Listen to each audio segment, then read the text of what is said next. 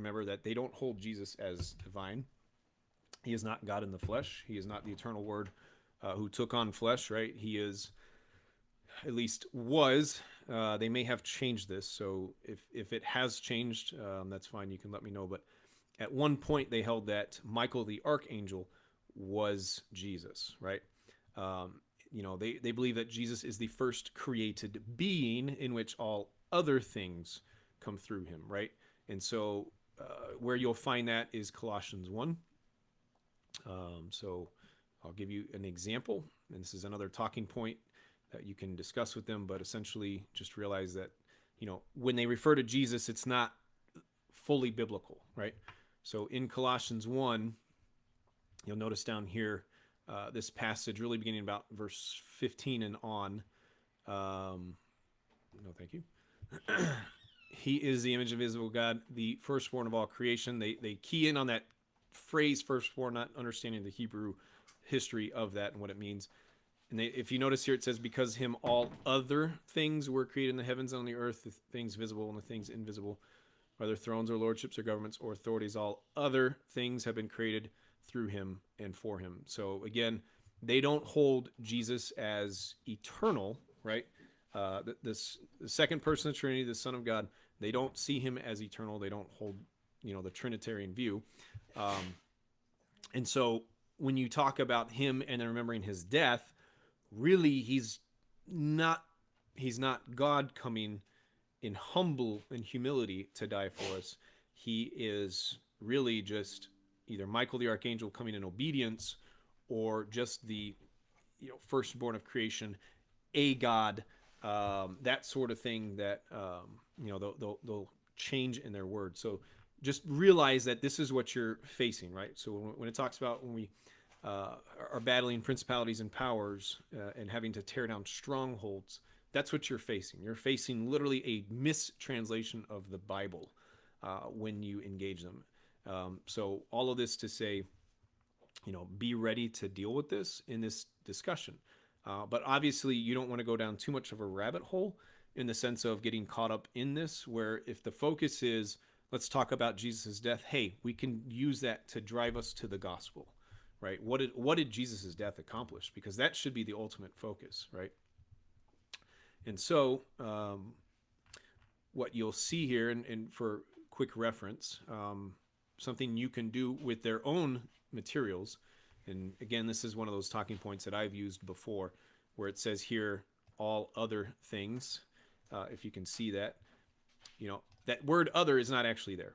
So if I was to pull up, my translation here, for example, Colossians 1. Oop, I didn't mean both there. But in Colossians 1, what you'll notice, verse 15 and on, yes, the term firstborn is there. There's a whole study in that. Just realize that it's in reference to the protarchos, the one who is to receive all inheritance, right? The premier one. So that doesn't always mean literal firstborn, but it can.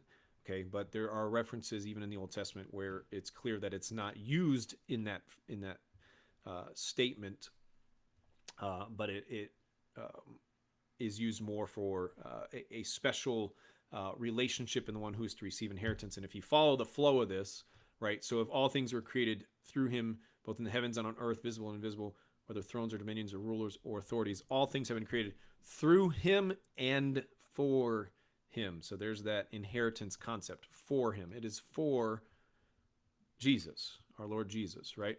And speaking of the Son here, who is the image of the invisible God, right? So you see all that. He is before all things, and in him all things hold together.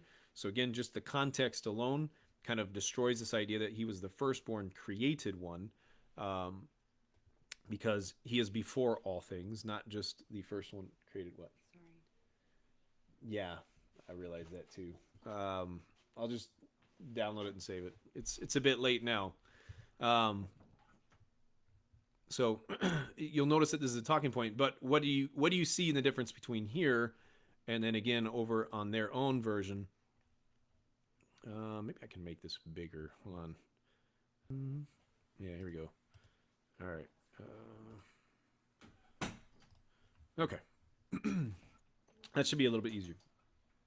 You don't need to lock it. That's fine. Okay.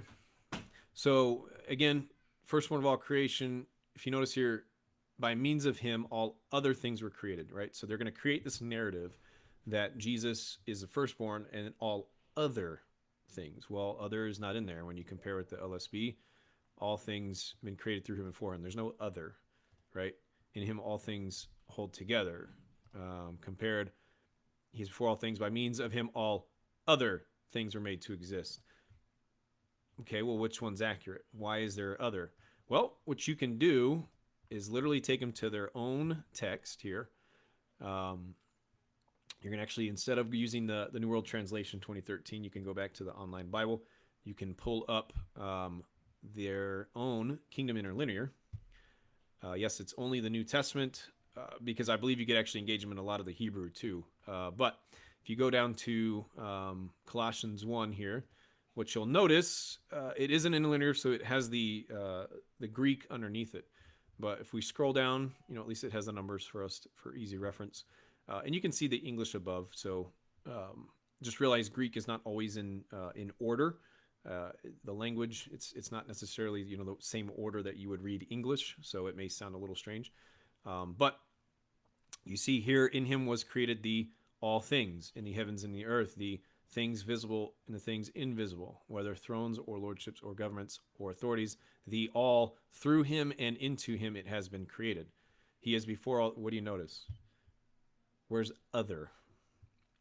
The word other is not in the text because they've added it. And their own interlinear proves that point, is that it's not there. So this is a good point that you can raise in this discussion if you do get into Christ and the deity of Christ and these things, right?